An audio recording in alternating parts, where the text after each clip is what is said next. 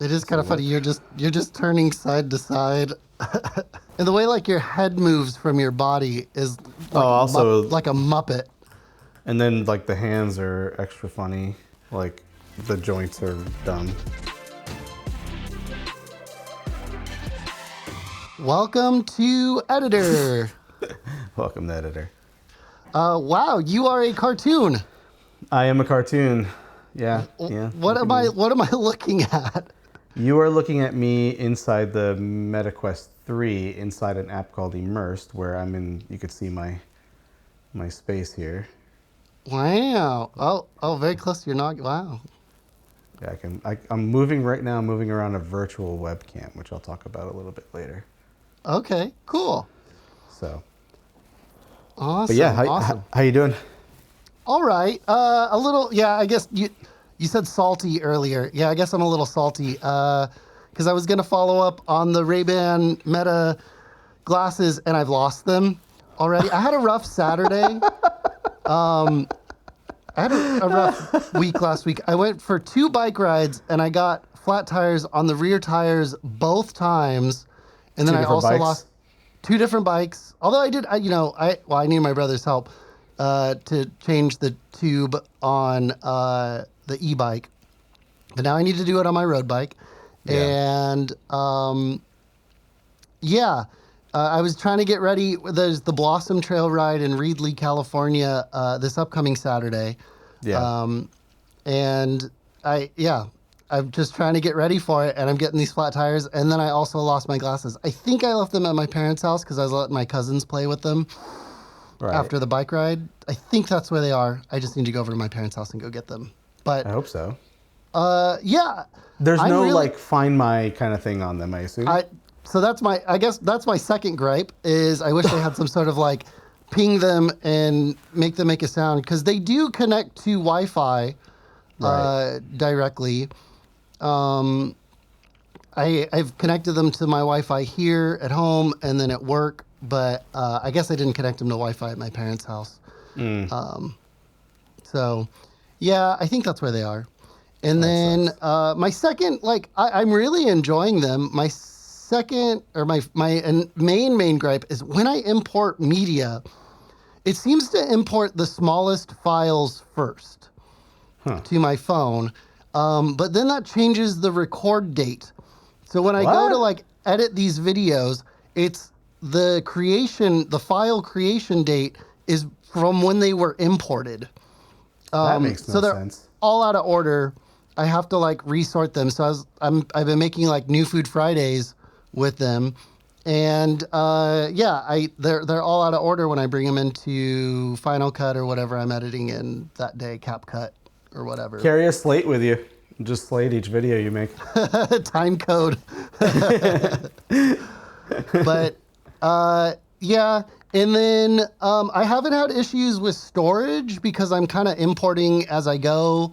The app sends me a push notification like, hey, I see new files. Do you want me to import them? And I say yes. And that's kind of helping with the like issue of them being out of order as long as I import them kind of quickly. But I wore them on a bike ride Saturday. My brother and my buddy Ash came with. We all rode together, and I was filming a lot of video with it. And I was listening to music when I wasn't filming video. And the headphones gave me a warning. I was at it gave me a 13% warning, not a 10% or 20%. It gave me a 13% warning. Like an hour of wearing them and then like kind of using them pretty intensely. That said, I'm not confident they were at 100% when I started because I've also been trying to see how many recharges I could get on the case. Right. So it's possible that the case didn't charge them to 100% and the case died. So I plugged them back into the case. I charged the case when I got back. And then I took them to my parents' house and I immediately lost them. So, yeah. So that's the update on the RayBan Meta sunglasses. They got a firmware update this week. They specifically said in the firmware update that they tweaked the noise reduction algorithm. I don't really see a huge boost in quality. And this was not the update that added the multimodal AI stuff where I can ask it, what am I looking at, and it'll take a picture and like analyze the picture and like tell me like I just want to know if I'm underwatering or overwatering plants. Like, hey, Interesting. what am I doing? Yeah. Well, I So mean, I'm still interested in trying them. I really am. I don't know that I'd buy them, but I definitely would like to try yours out.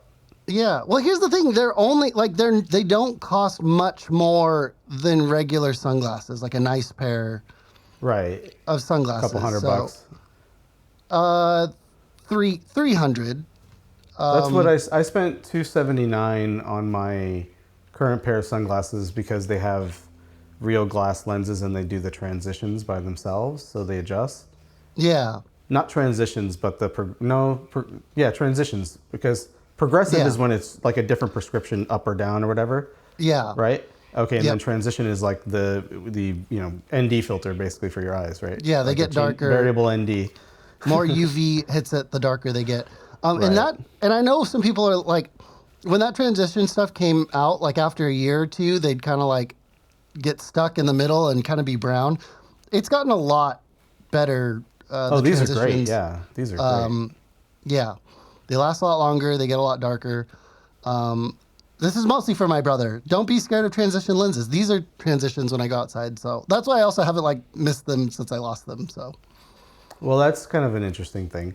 I was wondering if I missed the Vision Pro, and I got actually a bunch of questions from people like privately about my Vision Pro yeah, screed during our last recording. And I did want to follow up on a couple things about that. Did you have any questions that you wanted to ask as a follow up though before? I'll be brief, I promise. no, yeah, I got the gist of it when we recorded last. Yeah. So Well, I wanted to what? ask you, like when you use the Vision Pro, however briefly, I mean, it's hard because you have such a strong prescription for your I know glasses. it was all blurry to me. Yeah. Yeah. So, I mean, but just generally speaking, what were your impressions? You did make a Yeah. funny video. The Apple Vision Prison Bro. Yeah. Yeah, word. That was a lot of fun. Yeah, I think they, like most first gen Apple products, it's a ton of like really high quality materials. It felt very premium. If I could see in focus, I think the screens were very high quality, and it all felt very fluid. I think in terms of like usability and processing power, it's very fluid. I think there's some hiccups in the actual UI and how you interact with it that I'm sure will get ironed out through firmware updates and then future generations. But yeah, I think I've mentioned, headsets are kind of a lonely experience. So I don't, it's not really like the technology that excites me, but I think it's cool. And I can see uh, you know, thinking about the original iPhone, thinking about the original iPad, like theoretically this could grow into a very cool and nice product over time for Apple. Yeah. Interesting. Yeah, I mean, I don't know. I don't know if it'll grow to be a big deal for Apple. I'm not sure. There are some things that I wanted to follow up on. Yeah. In terms of, and some of them are particularly with respect to the benefits of it, especially compared to, I've been using this MetaQuest 3 a lot for productivity, and there's things that are, in my opinion, way ahead on the Quest and way behind on the Quest. Yeah. And you talked about like kind of like the UI and getting around and stuff that'll get ironed out, and I think that that's very valid.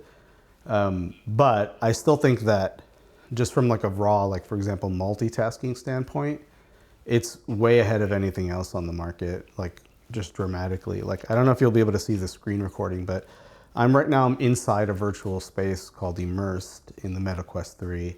But I can hit the menu button and I'm immediately looking at my MetaQuest browser windows. There's 3 browser windows, and that's the maximum I can get. In the Quest, you can only pretty much multitask with apps that are 2D. And that's the same thing on the Vision Pro, because if you're immersed fully in an app, then obviously that you need to be immersed. So it is kind of interesting that I can be looking at the stuff from the Quest inside,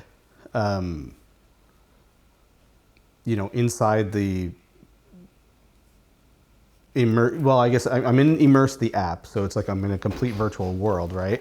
Yeah. But then I hit menu and I have this like overlay of, hold on, I'm launching the browser here, the other part of the browser.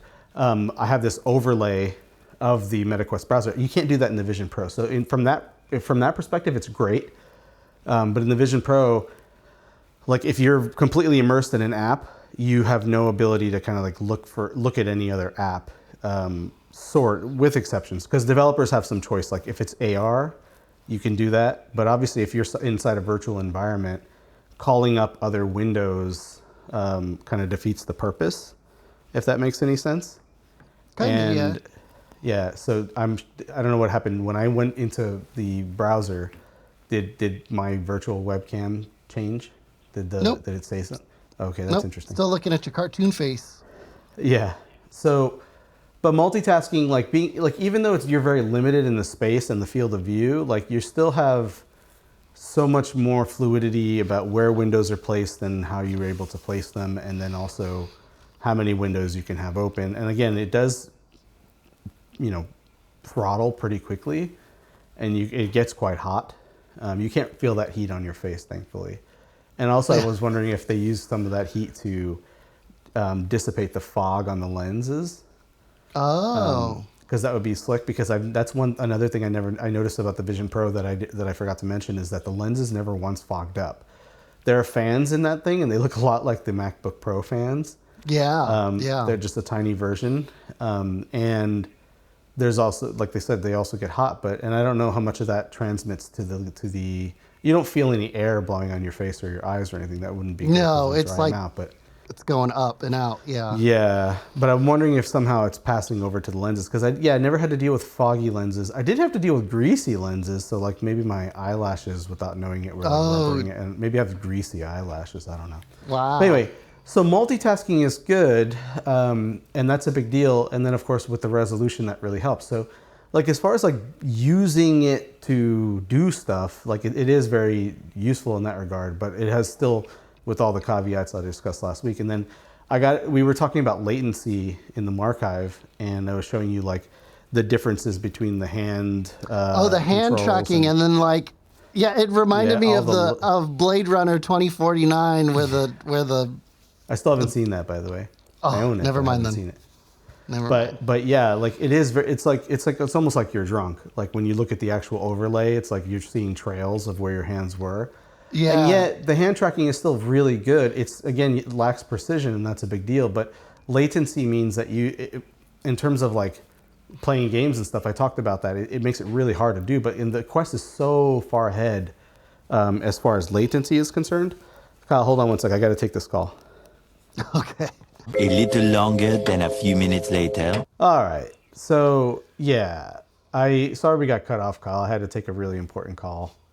You know what I think is funny is I'm talking, but my mouth isn't moving on the, my mouth on my my dude. Yeah. That's really funny. Yeah. That actually makes that. So people were very, this is the uncanny valley about the personas, and the more I think about them, the more I actually like them. Yeah. I think it's one of the Vision Pros. There's a few things, like obviously the resolution, the Apple ecosystem, the personas, and one other thing I'll talk about in a moment are, I think, the big tentpole things about the Vision Pro, besides the movie watching experience, of course. But the personas, I think, yes, very uncanny valley, but that goes away pretty quickly on all the persona calls I've had. Like it's funny at first, but then you realize like, okay, yeah, I'm a cartoon avatar in this thing, and that's actually beneficial for a lot of groups and a lot of people. And I think that's actually really important to be able to design things however you want them to be, and to have people perceive you how you prefer to be perceived. And So there are huge benefits to the avatars, but this is obviously very rudimentary. And then of course, like the joint articulation is like super creepy, you know? So Yeah. there's that. But personas, I think what's extraordinary about them is that you are capturing my expressions, that, you know, you are seeing what I'm actually doing and emoting, and the perspective, you know, is strong. And yeah, it's not a virtual webcam, which I think actually there is some value to that, and especially in terms of like positioning and then like being in a specific space. Like you see how I'm moving this camera, Yeah. which is really cool. I think that would be nice if you could do that with Vision Pro, because you could focus on different things. But yeah, but I'm actually bullish on personas in general. Not bullish necessarily on eyesight in the front, but personas, yeah. So like a lot of people, the other tentpole thing that I was going to reveal is privacy. I didn't really talk much about privacy last time, and I No. think that compared to any of the Meta stuff, that's obviously Apple's strength. And Yeah. I think that the fact that, for example, all my extensions, well, like I said, most of my extensions came over in Safari, and then I have the default privacy experience is, I think, extremely valuable. And then as Apple gets more sophisticated with Siri, that's actually going to be more of a factor as well, especially with these large language models and other generative AI type stuff. Yeah. Just using all your stuff as fodder for additional training. But I think that is one of the big benefits about this thing. But you know, people talked about like the Vision Pro as the future, and they say, you know, it's a lot like the iPhone, and people laughed at the iPhone when it first came out, and I think that there's something. I think I mentioned last week that there, with the iPhone, a lot of people did laugh at it. But famously, the BlackBerry people did, and you know, there's a Steve Ballmer clip, and that everybody passes around, and Yeah. I think that makes a lot of sense because the iPhone was like a blue ocean. It was like completely a new way of thinking about how to interact with the device, and it did combine a lot of the very popular Apple things.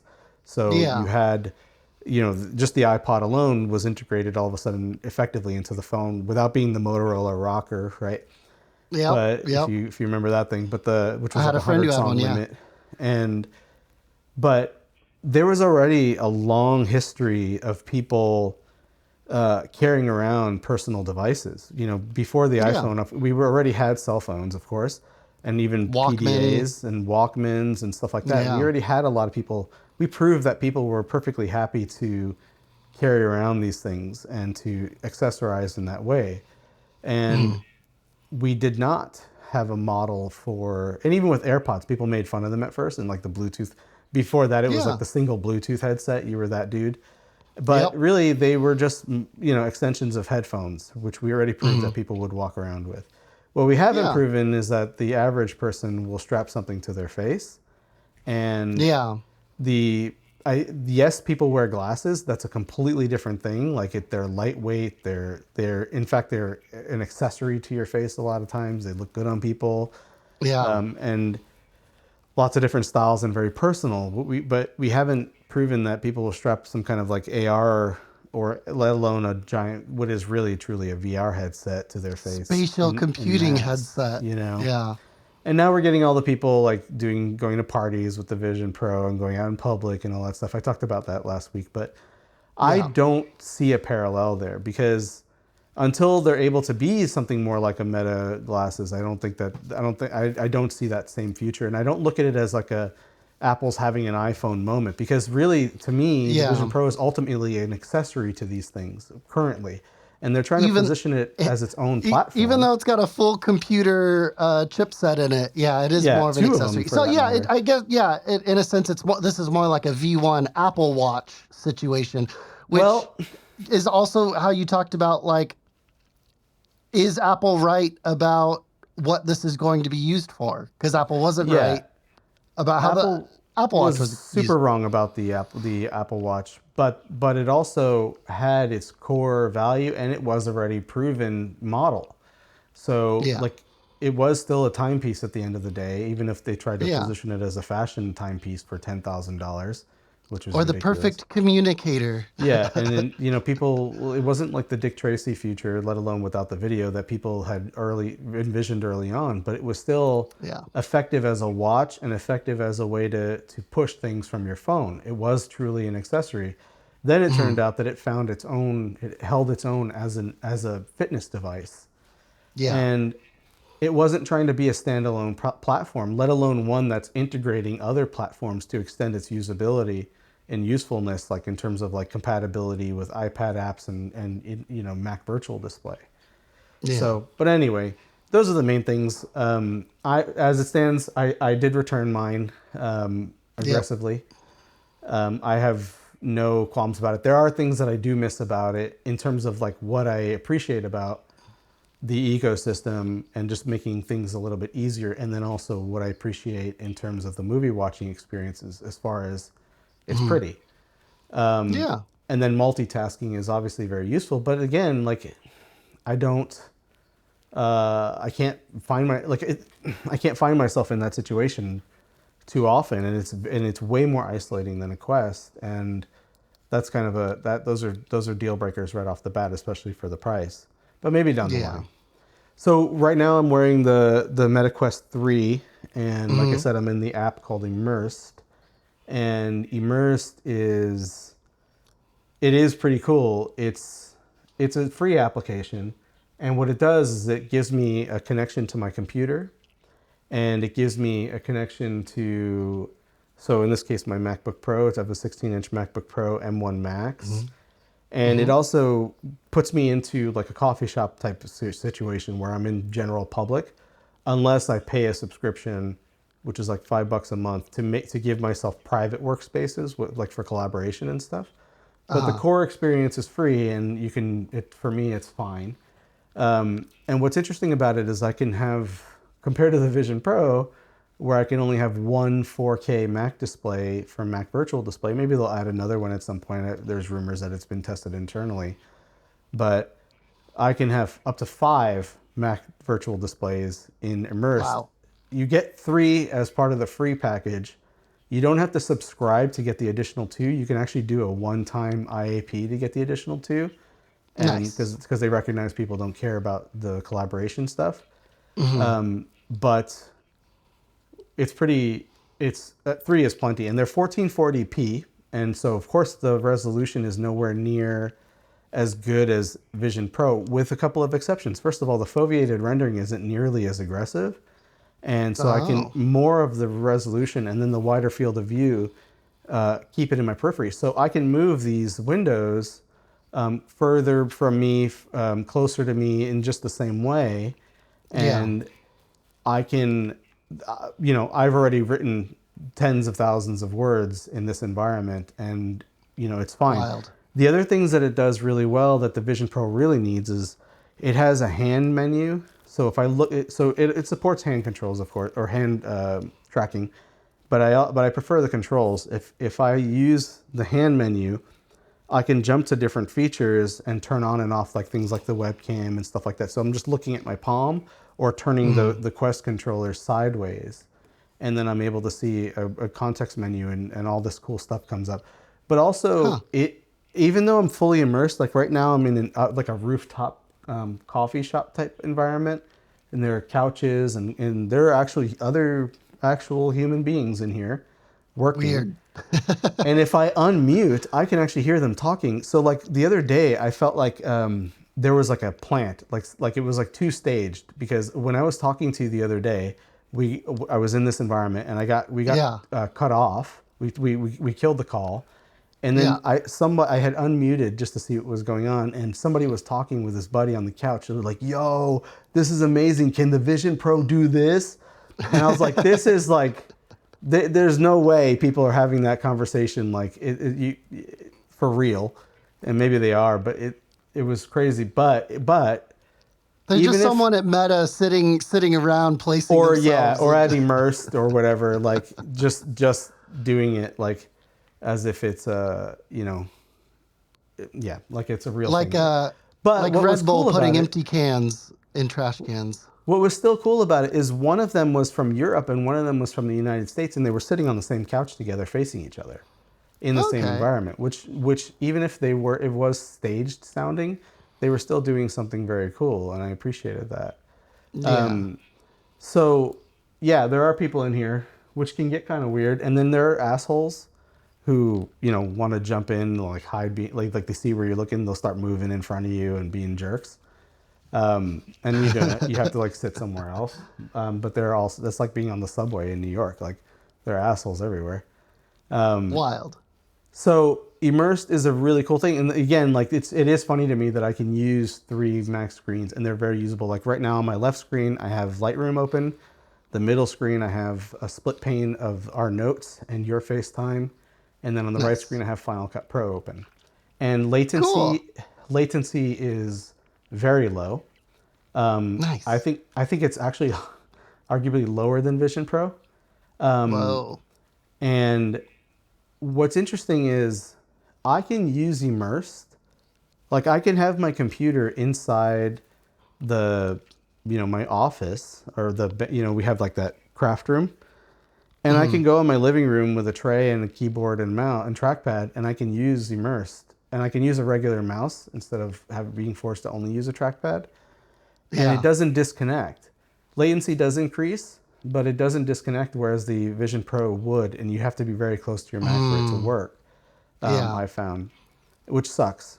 And then the other 2 things that it does really well that the Vision Pro doesn't do is when you're immersed in the Vision Pro, you are immersed. You can fade in and out your level of immersion, and you can kind of like hack it a little bit this way. And then people can walk in and then they kind of become more visible. That's really weird. You But can yes. you can set that in Vision Pro settings. You can change how it interacts with people. Like if you look at somebody, it can actually bring them into the immersion. Even Yeah. like just if they break your boundary, they can be seen, and so on. There's a few different settings for that. But what this has is customizable portal windows, and it has one for just the keyboard, because one of the biggest issues is you want to be immersed in the Mac in the Vision Pro, but Yeah. you can't see your keyboard when you're fully immersed. Yeah, This it'll bring one I your can, hands in, but not the keyboard. yeah, this one I can create a little portal window to show my keyboard, but it will also render the keyboard based on make and model if I don't want it to be immersed, and it'll actually like Wild. show my fake hands. But right now I'm like looking at a portal window and I can see right through to my real Mac, and I can see my real hands. So Nice. there's no lag or weirdness about typing. It's very direct when I look down. Also, you can Cool. set up these portal windows anywhere. So like right now I have a little portal window just watching a show on my iPad. And I could have that on in here, but it's just Yeah. interesting to have it on my iPad. And then you could set up, like if you have a clock on your wall, or if you want to be able to see a certain thing like a baby monitor or whatever, you can do that. It's a real thing. But again, at the end of the day, you're still tethered to a desk, right? So Sure. Yeah, you get up and leave, it's not there. Yeah. yeah. And then what is cool is like in the Immersed app, you install the client, it's free on the Mac side. And what it'll do is right now we've talked about me having this virtual webcam. And what it's Yeah. using is my Meta avatar to generate a virtual webcam that is available as a device in my Mac. So I can use Right. it in FaceTime, Zoom, or any of the other stuff as a selectable webcam. And then I can position, I didn't grab it, I can position this webcam anywhere in 3-dimensional space, including Wild. behind You don't me. even have to get a tripod for it? No tripod. And what's cool is like I can have like right now I have the webcam right by your face, so I can keep eye contact a little bit better because I have better positioning of it. I wish they kind of made it. There was a setting to make it translucent. That would be cool. But Just yeah, put it over my face. Yeah. it's super cool. Like I could have hand controls. I use the controllers because they're just so much more accurate Yeah. and fast. And like for example, like even typing in the Quest, I can use swipe. You know how people use swipe on Android and iOS keyboards, Yeah. Yeah. and it's just so much faster Wild. and so much more accurate. So people can really, really go at a legitimate clip in this, but it's because of the precision of the controllers. Like the Wii was a successful device because those controllers were so damn accurate for what they were. And yes, you could get an add-on to make them even more accurate. Yeah. And Yeah. that really did step it up. And it became like a fundamental thing. But the whole idea is it was so intuitive for people. That's why the Wii part of the why the Wii Yes. exploded to so many new audiences. And Yeah. I guess Apple's argument is what's more intuitive than your hands. And you know what? I did have an opportunity before I returned the Vision Pro. I went to Los Angeles and I tested out the Vision Pro with a dozen people, and it took forever. But I got to see tons of people with a variety of experience in VR and AR experience the Vision Pro, and there were tons of those wow moments. You get that at the Quest too. It doesn't make a difference. Yeah. Yeah. But Yeah. you know, there were tons of like holy shit type moments, and it was cool to see. But everybody was able to grok being able to use your hand and pinch and look where you want to pinch. That is kind of a superpower. I would say so. Yeah. But again, like they had that initial demo, and then you don't realize those limits. You bump up to the limits very quickly. So you really need something additional for it to work, especially to have fun. So yeah, I mean, what do you think about this whole cartoon avatar? I think it's kind of weird. I think it's cool. I love FaceTime on my phone and iPad and pulling up the Memoji and just putting the Memoji over my head. That said, you know, it's not immersive, so like my background is still my background. Yeah. I think this is cool for folks. You know, we've talked about, or I don't know if we've talked about, but I've talked about with people that are teachers, my brother, his wife, other teachers, about, you know, during COVID and kids had to be on video chat. And the school district that my brother and his wife work for had like a camera on policy to make sure the kids were there. That sucks. But like the equity of it, you know, some kids don't have a nice room, and, you know, it's already, kids make fun of other kids for not having nice clothes, but then, you know, I've got a cool room with an LED sign, light, and then I've got these LED RGB lights. Like, that's cool. But, you know, the kid whose family isn't as well to do, you know, the kid sitting in front of a white wall or worse, trash or something, you know. So this is cool because you get to create the environment that you're in. You get to say what it is. So that is very, very cool. I think it's very important for Apple to do that. And the fact that they have Memoji, but they're trying to make it so like the Vision Pro is such a serious device with personas, I think is a real mistake.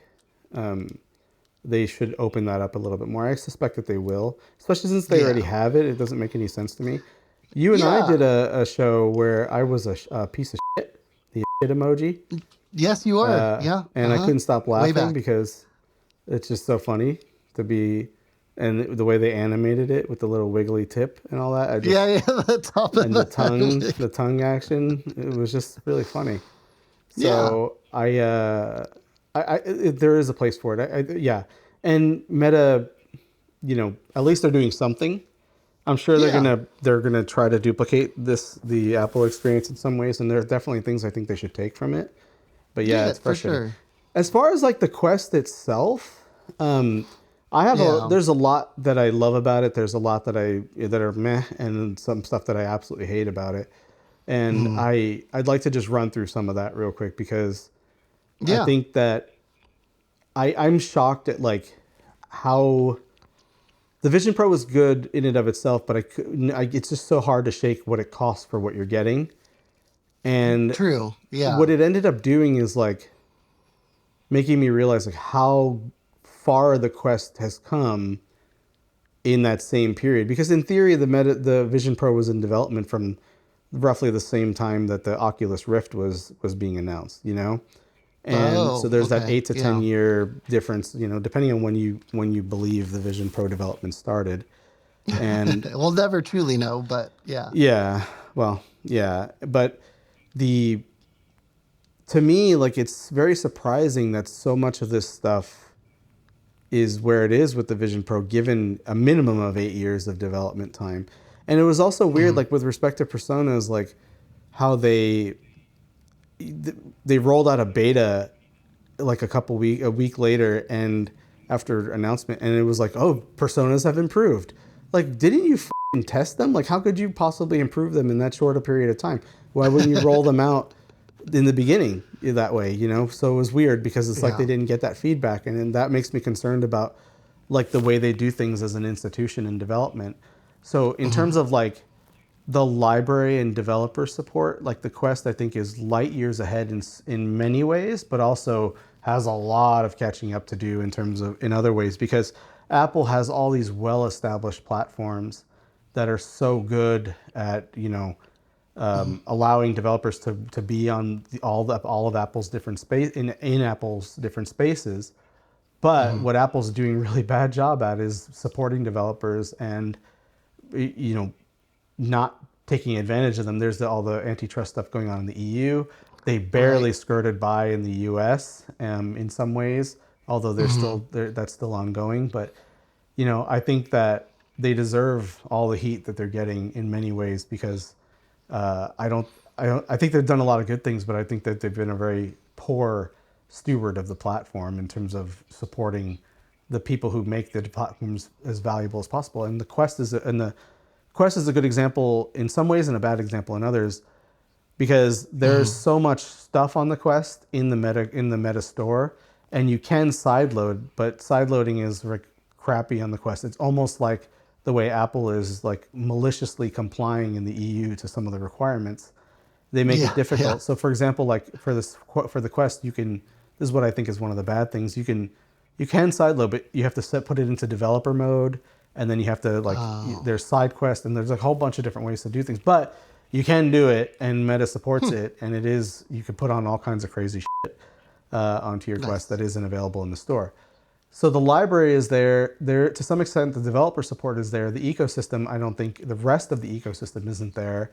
So for example, like, when I logged in with the Vision Pro, like I was able to log in with, and get all my passwords, all my bookmarks, all that stuff, all of my contacts and all that stuff came in immediately. Yeah. That stuff sort of happens with Meta, like because of Instagram and Facebook. But if you don't like Instagram or Facebook, or if you're not active on those, you lose a lot of those benefits. And then you have to kind of I open one password in the browser and I just have it as a tab, and it's fine. It's copy and paste.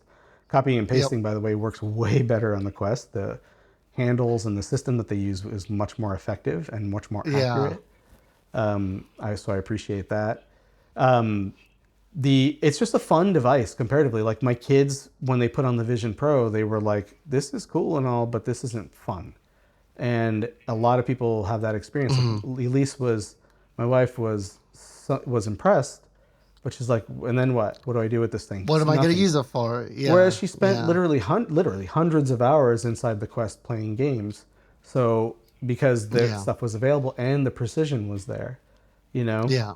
So between the existing library and the fun factor, I think that the Quest alone, like right off the bat, the Quest alone is for $500 as just a console for enjoyment. If you have the family life to do it, it's fun. And also, it's not nearly as isolating as the Vision Pro, even in terms of games, because there's like we talked about before, there's so many games that are collaborative in the Quest, even for people who aren't wearing them. So, and some of those I think will come to the Vision Pro, like Richie's Plank experience. The Vision Pro would be fine with that because hand controls aren't really a factor, But, and then like games where people like put an app on their iPhone and integrate like trivia games and defuse the bomb type games and all that stuff. They're all really fun. Style stuff. Yeah, exactly. So like the biggest thing about the Quest is like the value. Even at $500, the Quest 3 is such a good value for what you get. And again, I'm doing a lot of this baseline stuff that the Vision Pro can do, and in some ways even better. And then also just generally speaking, the comfort and the battery being integrated is such a big deal. Like not having to be tethered to anything is awesome. And I really, really appreciate that. And the battery doesn't last much longer than the Vision Pro, but again, I don't need to have an extended battery. But also it has a USB-C port on the side. If I did want to extend the battery, I could still stick a giant battery, just same size, 99 watt-hour battery, or 16 watt-hour battery in my pocket with a USB cable that I can change the length of. Some people had a real hard time with the Vision Pro's cable because they're taller and it was a fixed length. So they it wouldn't make it all the way to their pocket? Oh, wow. Yeah, so then it's another accessory you need to buy. And then, of course, like there's the precision. I've harped about that along. And another thing is like the 120 hertz refresh rate for gaming, and then combined with the low latency of the tracking, it works really well. And then also, I think we'll see more of this come to the Vision Pro, but right now you have a huge third-party ecosystem, so you can get custom Yeah. straps. You can get all kinds of stuff there. You can get lenses from multiple manufacturers that are cheap. I think the most expensive ones are $100 for prescription lenses. And they drop in very similarly, where they drop on the lenses, not magnetically, but snap on, and they work very well. Yeah. But it's not all perfect. Like, I talked about multitasking before. Some of the bad stuff is comparatively limited. You're limited to 3 2D apps in one window. You can make it flat and you can curve it, and they do have persistence, kind of like the way Vision Pro windows stay where they are. The occlusion, I think, is comparable. Hand controls, I still think that I'm mixed on them because I hate them in the Quest, and you have to use them in the Vision Pro. The Quest, it's because like they're not paired. Well, the Quest 3, I should say, they're not pairing the act of pointing with your eyes. You have to still point with your hands, and you have like a laser pointer effectively, which is, sorry, I covered it, which is a bummer. But because it makes it slow. And again, like, so the controllers are just so fast comparatively. And even my LG TV, like one of the reasons why I prefer using that and the WebOS stuff rather than an Apple TV is because of the remote. And one of the benefits of the remote is it has multiple ways of navigating the UI. I can push the home button on the remote. I can use the up, down, left, right circle thing to jump to whichever app I want and open it. Then I have... And even the center selector is like a scrolling wheel. Yeah, that's the other way. And then the third way is motion. And it's like Wii style. It's Wii style, and you get this you wiggle the cursor. You have to like wiggle it for it to appear. And in fact, when you wiggle it, it calibrates. I don't know if you noticed that. Yeah. So like if it's ever off, but the point is like there's a mode of control for everybody, and it's super intuitive and way faster to just zip around. And then the wheel isn't like a circle, like trying to like half-ass the iPod click wheel, like the Siri remote does, where and in fact, if you do it too fast, it'll like jump back and forth. It also needs to, you need to rest your thumb on it to activate scroll mode. Yeah. It's a pain in the ass. I hate it. It was very poorly executed. Well, you're way too nice. But it's Stockholm syndrome. Let's get Lauren on here to see what she thinks about it. But she's like, "Oh, you're home. Here's the remote. I need you to put on this show so I don't have to do it." Exactly. And I think that's like the experience that average people have. So like the hand controls, even if they're more accurate in terms of like latency and positioning, they are not as accurate in terms of like where your hands need to be relative to it, because the Vision Pro has all the cameras firing down, so you could be a little bit more relaxed, and then you can point with your eyes. But the other side is, again, you don't have the controls. But and then the other thing is like the Vision Pro, like when you use it, if you're an Apple user, you're able to, if you already have like all these paradigms in your head, you know how to use it right off the bat. Even if you've never used one before, you still are familiar with how things work with just some extra stuff. So it's incredibly consistent in terms of the UI, like window resizing, video window positioning, and all that stuff is very consistent. And part of that is actually because there are so few apps on it, because not everybody's rolling their own like video player and stuff like that and way to position the screen. Because in the Quest, like it can be incredibly inconsistent. But although I've been using more and more of the Meta stuff, and that's helping with the consistency, because before I was like jumping around to all the third-party type stuff, and you see a different look at it every time. But now that I'm using more, like relying more on the Meta stuff, it's faster and I'm getting more of the experience. And then like, what was I going to say? Something along those lines. It'll come to me. But like the worst thing by far about the Quest, I think by far, is even though I can do tons of stuff like better than the Vision Pro in some ways, worse in others, more fun, better library for now anyway, assuming Apple doesn't keep screwing developers and they actually develop for it.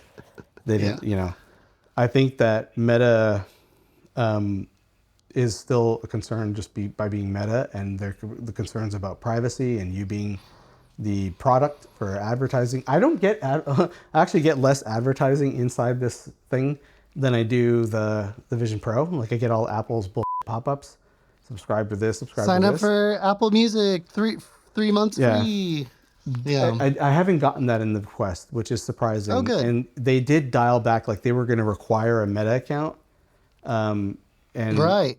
Which is when you first said you got a Meta Quest, you had a 2, right? I was like, A what? 1. I had You're a gonna 1. have to. The Oculus Quest Yeah. one. Yeah, I was like, you have to have a Facebook account for that. How Yeah. are you? Now you don't anymore. You can still they dialed that back, which is Nice. nice, but it's still kind of frustrating that they did it. I think that it'll be, like I said before, it'll be easier for them to adopt what Meta is doing, or what Apple's doing better, than it will be for Apple to adopt what they're doing better, because Apple remains closed. But then there's some things about that the Quest has that Apple's doing that the Quest will never have, like again in terms of ecosystem and arguably in terms of privacy. Now I did I did upgrade my controllers recently, and just to see what it would be, because the controllers that come with the Meta Quest 3 are good. They're fine. I think for 95 to 99% of users, like what you get in the box is perfectly fine. I wanted to see what the whole deal was with the Touch Pro controllers, and these are the ones that come with the Meta Quest Pro. And again, the Meta Quest Pro, I haven't used it. I should borrow Hobbies because I haven't used it, and I think that I want to see how Meta implements eye tracking and if it's any better than Apple's, because I think that might bring their hand tracking, much more in line with Apple's in terms of like the quickness of it relative to, in terms of just using your hands. Yeah, So if it's being slow. supplemented by where you're looking, then Yes. it can kind of anticipate where your hand is going. Yeah, skipping the laser pointer part is, I think, a big deal. But what's different about the Touch Pro controllers, so the way the regular Quest controllers work is the Quest itself has cameras, and they're looking at the controllers, and the controllers are, being rendered inside the Quest, Yeah. and you could actually often see them, depending on the app and depending on settings, of course. And they're also using a combination of that and accelerometers to determine where they are in space. Problem is like Cool. kind of like similar to the Vision Pro, like if you lift above your eye line, like your forehead, your arm, like for long scrolling, if you really want to lift your arm that much, you don't have to. You can keep flicking from your waist, but you lose tracking immediately. The Quest is better than that. Like even the regular controllers will track above your head, but the moment you lose the cameras, they try to rely on the accelerometers, but if you're playing like a precision game or something like that, it's over real quick. Like imagine like you have a bow and arrow and you're pulling the string back behind your ear. Again, it kind of has a sense of where they are because of the accelerometers, but it will forget that, Yeah. These Touch Pro controllers, what makes them interesting is they're very expensive. First of all, they're $300 for the pair, which is insane because the Quest you can get a Quest 2 for $249 right now, an entire Quest 2. So And will these controllers work with the older Quest 2? I don't know the answer. Yes. Oh, yes. I do know the answer to that. Yes, they will. I don't know if they'll work with the original Quest 1 because I have seen reviews where people are using these with the Quest 2. So you can theoretically get controllers that are more expensive. But what's interesting about these controllers is that they have their own cameras. So they do their own inside-out tracking. And they each have their own Snapdragon processor in them. They're like a little cell phone. Like a powerful little computer. Each one of them is doing its own processing and sending that information. So because they're hand tracked, like because they're inside self-tracked, I can put them anywhere, behind my head, like anywhere. Like you can see, like even my avatar has no problem rendering this controller, right? Yeah. And here's what's funny is like a lot of times like apps will not look at the controller type, and they go to render the controller. Can you see the controllers? Yeah. Yeah. You notice that they're white and black. Yeah, so they're white controllers. Those are the Quest 3 controllers. Sometimes when I open Immersed, it renders the Pro controllers properly because it actually is checking. What color are the Pro? Right now it's rendering the Quest 3 controllers. The Pro controllers are black. So they're not rendering the correct controllers. So I'm not sure if I'll keep these, but there is one little hook that's kind of getting me is they come with a little charging dock. And the dock is real finicky to get them on properly magnetically.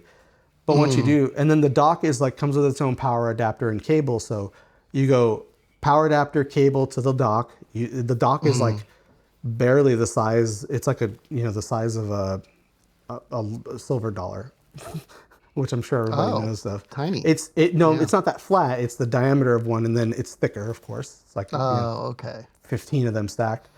But finicky to magnetically orient the controllers on there. But then it also has an USB in or out, you could say. So another USB-C pass-through where it passes power to a shorter cable that you can connect the headset to. So it's like a little dock. So I'm like, oh man, that combined with the better tracking and the increased comfort, they're a little heavier. And the fact that they have built-in batteries. The battery doesn't last nearly as long, but I can keep them docked, so it doesn't really matter. I might actually keep them. But then all of a sudden, this $500 Quest is an $800 Quest. Yep. So I'm like, that. Then it becomes less like, oh man, I better get more out of this. But again, like my kids can use it. It supports multiple users. They have fun in it. So like, it's like at first I bought like 2 Quest 1s for Elise and I, but like I realized pretty quickly you actually didn't need to do that. Like multi-user support is better these days than the Quest 1 days. But like it's become so much better. But even then it was fine. Like we could have just used one Quest. Okay. So, but anyway, it ended up being my kids use them and they have a blast. And that's all I could really ask for. So like, man, the Vision Pro really did highlight just like how good the Quest is for what it is. But it also basically just, to me, revealed what I think is going to be Meta's roadmap. Because obviously they're going to go with higher resolution displays. Hopefully they keep the same FOV. Obviously they're going to do more. They're going to build. Even Zuckerberg did a review of the Vision Pro. Did you see that? Yeah. So that was. He was really goofy. I have to say, the hardware is very nice, but I think the Meta Quest 3 is still not. Huh? I agree with you in terms of how goofy it was.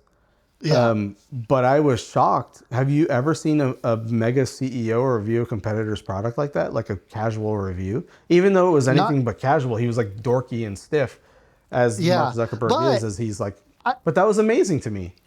I wondered, it was basically an unbroken take, and he had a lot of points that he went through. I was like, are there bullet points as one of those 3M there's gotta be giant Post-it notes on the wall for him to like glance at and like? No, he did a great job. He did a great job, like for that. And, like, but it was like stream of consciousness. I don't necessarily agree with everything he said. No, I do agree with some of what he said, but like for a CEO of a massive company, like a world-changing company, to like say I use the competitor's like product and hey to defend themselves and say hey we've been at this and like I just want to review it as a product. Here's what's good about it. And he was right. The things that are good are good.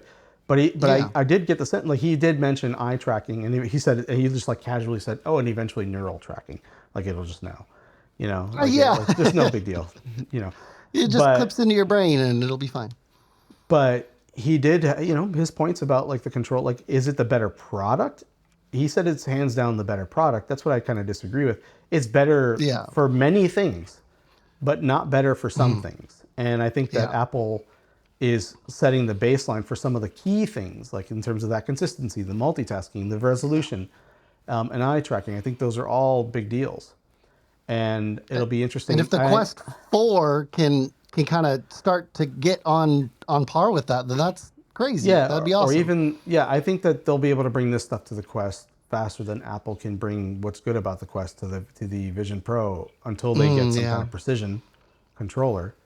Famously, Steve Jobs said, if you see a stylus, there was more. You've lost. But they blew it. Meaning like the iPad was the optimal way to navigate the iPad was with your fingers, and I think that 95% is perfect. But when you want that additional precision, the Apple Pencil is superb for that. Yeah. And in fact, they later brought in mouse pointer, which is less mouse precise. And trackpad support. Yeah, and it's less precise than the Apple Pencil in many ways. But remember, it came in as an accessibility feature, so I get it. No, I'm all for it. It's great. I'm happy it's there, and it's there in the Vision Pro too, for that matter. And I think that I think the same applies. Like they said, if you see a stylus, they blew it. Then years later, they created the stylus that was, to me, the best stylus on the market in the Apple it's Pencil. fantastic. And then, of course, the Apple Pencil 2 is excellent. Way better than the original. But I speaking of things I lost and then found like 6 months later, my Apple Pencil 2, it was in my car in between some seats. Yeah, that sounds like the Apple Pencil 2 story for a lot of people. But yeah, I think that like Apple needs that that additional level of precision and speed before for it to compete on several other things that the Quest is doing well. And then just like basic shit, like being able to do more multitasking. Like even like connecting to my server was is so much easier in the Quest because of the apps. Now hopefully those apps will come to the Vision Pro, like big screen and stuff like that. Yeah. And Pegasus is the fastest for connecting to the server, and it's got by far the best Pegasus VR. It's Pig, like Pegasus, but Pig. Yeah. And that's your Plex server, right? No, I don't use Plex. You can just use Plex in the Quest if you want, but okay. I don't use Quest. And Plex currently has said that they're not doing an app for Vision Pro. I don't know if that'll be the same for long. But Wild. I can just use Plex. And my server, my NAS supports your Plex by NAS. default. Okay. So all my stuff all my ripped content from my DVD and Blu-ray collection is on there, and all the TV shows and stuff. So there's like tons of shit. Pegasus streams it super fast over DLNA, and nice. there's virtually no lag, like scrubbing or anything like that. I can stream 4K stuff. Now I can't see exactly 4K in the Quest Pro, but it's really damn good, and cool. And sounds good. And then of course I can use any third-party headphones if I want. But even in Pegasus is by far the best way to watch that kind of your own content, because it has by far the best in class like moving of the screen, like in positioning of the screen modes is excellent. Cool. And like and then you can make it flat. You can adjust how much curve it has. In the Vision Pro, you can't make windows curved, which sucks. They always are flat. And because of the distortion, you get a lot of barrel distortion. So the center bulges toward you a little bit if the windows are really big, which is really frustrating. And what's frustrating about it is like they nailed panoramas, like the view of panoramas, even though like I said, it shows how shitty your phones are, your phone cameras are really quickly when you're looking at stuff. It's so big, yeah. Yeah, when you're looking at stuff at that level, like you realize, oh man, I really should have made the additional effort to photograph these really important moments with something a little bit more substantial. And that's by far my favorite thing about the Vision Pro is the more people that have it and have those kinds of experiences, the more it will make people feel shitty about phone cameras. And then hopefully it'll if it becomes like this huge sea change where everybody's in headsets, it'll be totally dystopian for one. But for two, at least it will usher in a return to horizontal landscape aspect ratios by default. That could be cool. Yeah. It really sucks. But Pegasus is excellent. And I hope that Vision Pro gets some additional flexibility on like screen positioning and placement and all that stuff, and curvature, because that stuff really matters. But anyway, that's my piece about the Quest. Great product. I actually shockingly recommend it. It does do recording like your fucking glasses do. So I haven't experimented with any of that. And another thing I just barely started experimenting with, because I didn't even mention this, one of the best things about the Quest is you can actually do fitness in this thing. So people get real workouts. They have a shit ton of workout stuff, like actual movement workouts from like boxing and dancing and Beat Saber and all kinds of stuff, golf and tennis and table tennis. The Vision Pro can't touch any of that stuff. The latency is way too much. And the Quest, I didn't realize this, but this has been around for a long time. They have something called Quest Move in it, or Meta Move. And Move, I set it up finally, just recently. And what it is basically Apple Health. Like it has all the tracking, shows you how many calories you burn in the Quest. You can set up exercise, goals and all this other benefits. Pardon me. And it does sync with the Quest app on your phone, and that stuff can be pulled into Apple Health. There's a third intermediary kind of required, like most things that, like Fitbit. Same thing with Fitbit. You would need an intermediary. But that's not a big deal. So you can that information can talk, and then you could actually the Quest can get all your location and movement information from your phone, which I will not turn on, and then bring that into the Quest to show you your movement and exercise from the phone's perspective. But I won't turn that on, like I said. But yeah, I was shocked you don't because need like to have the I didn't data realize go the other direction. And then like the way you have your rings in Apple, you can actually have an overlay from Meta Move in all of your apps. I'm like, you look up and there's like a little overlay of like how much active calories have you burned? How much exercise time have you had? And it supports external heart rate monitors. So if you wanted to add an additional thing. So it's a legitimate platform for fitness.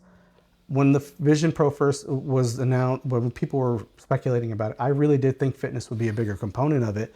I did not realize that Apple was literally going to go with a fucking tethered battery in your pocket and this ginormous heavy thing that's with like straps that just are like were also RANs. One to look cool on video, and the other one to actually be somewhat practical and comfortable, but cumbersome by comparison. Whereas the Quest is like, you know, again, you really can get exercise, and people really do get exercise in it. And then also another good thing about that is unlike the Vision Pro, you can set up rooms I mentioned before and save them so you can use your entire space or your entire backyard and walk around and make that part of the experience. You can't do that in the Vision Pro. And now with the new build, you can save multiple spaces and you don't have to set them up. And it has, you know, time of flight cameras and all the sensors to map out your room automatically, which not even the Quest Pro has. So they took it out. Really? They took out that one main sensor. So, and you could still, of course, manually draw your boundaries or set up a stationary boundary and all that. And it is nice that you don't have to do that with the Vision Pro. It's a little bit more seamless, but it would also be good to be able to save your spaces, ideally taking away some of the processing of it. So anyway, recall your windows and stuff. Yeah, recommend it. Get a Quest, man. You could watch all your spatial videos. We could do this. We could collaborate, like for real. Like we could be looking at the same Final Cut window. Like not even Apple allows that. There's share my screen. Actually, that's not true in FaceTime. Yeah, kind of FaceTime. rudimentary. Yeah, screen sharing. Yeah. So which was better in iChat. yeah, it was excellent in iChat. It was great because you could control and all that, like, you know, too, and it was, you know, low latency. Yeah, but yeah, I am impressed with this thing. I really am. Has the Quest firmware come out that it'll play Apple spatial videos? Yeah, natively? I'm on build 62 right now. So if you send me a video, cool. Do me a favor and make a spatial video. I could actually I have ones in my photo library, but make a good spatial video. And the key to those is you want to be stationary and let the movement happen around you. Right. A lot of people are moving the camera too much for spatial video stuff, but yeah, you need to just put it on a tripod and yeah. And then of course, like the Insta360 cameras, like the X2 or whatever the hell it's called, the X3, whatever. It's a very nice camera. Insta360 One X2. Yeah, that's actually it. That's correct. That asinine name, but that's actually it's a great camera. Now. Actually, yeah. It's a really great camera, and their editing software is excellent. I don't know why they don't have that editing software in the Quest, like native app. Like it doesn't make any sense. That could be cool. Maybe they do, and I just don't know, but I don't think so. I'm pretty sure it's only mobile. And then, especially since like with that Insta, like unless you get that stupid like add-on for your phone to like make it like a hard drive, you know, to store the stuff so you can switch it over to your phone. You have to wirelessly transfer everything anyway. So I don't know. Yeah. You know, the other thing is like funny because like I could plug my Quest into my Mac and it just shows up as a hard drive, so I could just drop it in there. So yeah. I was testing that with my little cousin's Quest 2. Yeah. I/O on the Vision Pro, man, it's a big issue.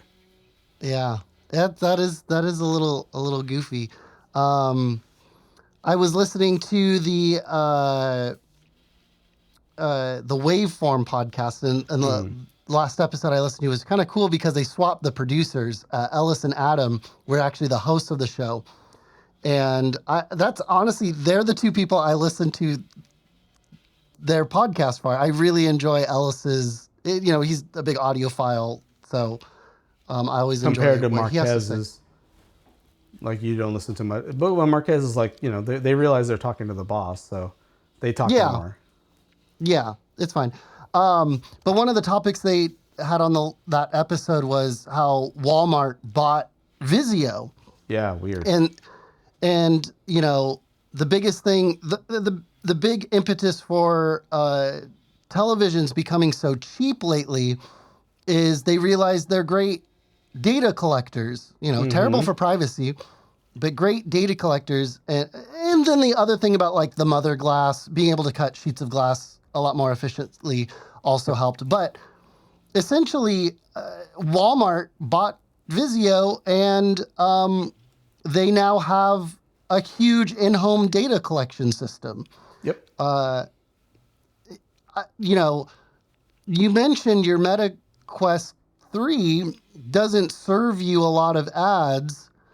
But do you feel that like Meta's dip into more hardware with the Quest 3, Quest Pro, these RayBan sunglasses, do you think these are just more inputs for their, you know, their advertising business? And in some ways, absolutely. you could consider Meta more of an advertising business than anything else. It is or an do you think, advertising business, period. Yeah. Yeah. Or do you think, you know, with the fact that you're not getting as many ads, they're going to lean more on hardware and experiences over advertising? I think what it is more so it'll be a portal. Like right now, there's a native Instagram app, which is really just a web view. There's a native Facebook app. I think that's just the web view. I haven't used it because I don't use Facebook. But I think it's more of a portal for those those platforms, because I don't see it as a native place for advertising. Again, that's in the short term, infinite time scale, or even the longer term. 3-4 years. If the users are there, they will leverage those users as a place to advertise, because I don't think it's even a question. Like it's frustrating. I'm standing up now. And I think that even with Apple, that's going to get just as bad for that matter. But you do have privacy control, so I turned on all the stuff where it's not doing any ad tracking, and same thing with the Quest browser, and no cookies or anything like that. But in your LG TV, you said you prefer using the web OS over yeah, so with my Apple LG TV, here's the trick. I don't turn on any of the voice stuff. And also when you sign the agreements with LG, like you don't actually have to sign all of them. So the ones for the advertising and tracking, you can bypass those and still use the TV fully. And then also when you tap the microphone button to talk, it pulls up those agreements again. And I'm not going I need you to agree before you use this microphone. But what's been happening is, as it updates, I get occasional little banners on the top right saying, have you seen this? It's doing it less these days, which is kind of weird because you would expect it to do it more. I don't know. Yeah. Maybe I opted out of something. I don't know. Because the same thing, I have like opting out of personalization, opting out of like location tracking and any of that stuff. But so now the main banners I get on the LG is like when the Xbox turns on, it says Xbox One is ready. And then because I have it named, so I'll click on that and it'll jump to that input. Yeah. But yeah, the other thing is like, with machine learning and all this stuff, like they're able to watch effectively what you're watching, and they'll know like what you skip and all that stuff, and they'll see what. And even on my, I'm primarily using my Apple TV on my LG TV. Yeah. Like it'll know. It'll know I'm watching Ted Lasso. You can still see what's being broadcasted. Yeah.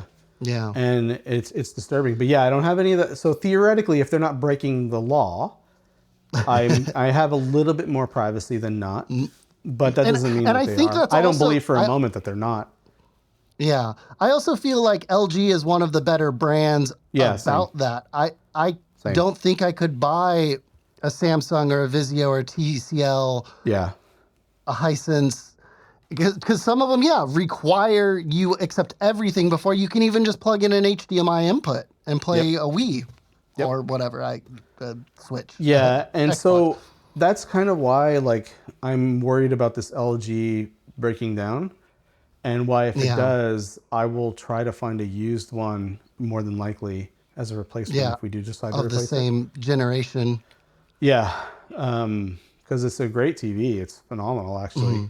And it does make me realize, like, the Vision Pro, it's a great movie watching experience, but I still have, like, my beautiful sound, and everybody can watch it, like we talked about before. But And then, Yeah. but yeah, who knows what they're tracking? Like, and it gets worse and worse all the time. Like even right now, like it says I have everything muted, and there's nobody else here in this room. Your neck when you turn your head around in your little cartoon. I didn't see it. It's probably funny.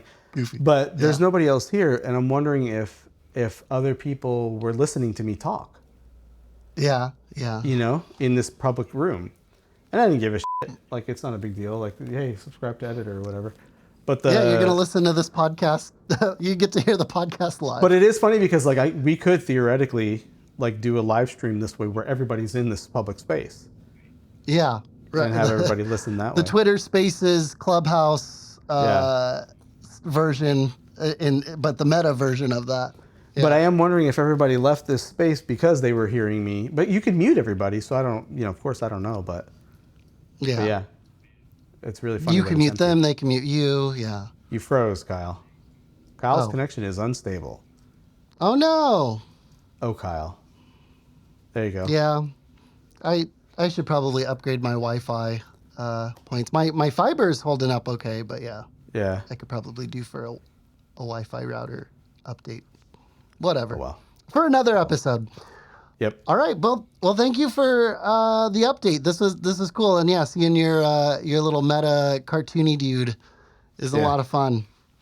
All right, man. But yeah, in terms of the podcast, you're going to be out of commission for a while. So if I do this podcast, I'll probably have some guest hosts, pick their brains. Overset Text just designed the new Kings of Leon album cover, so I want to try to get him on.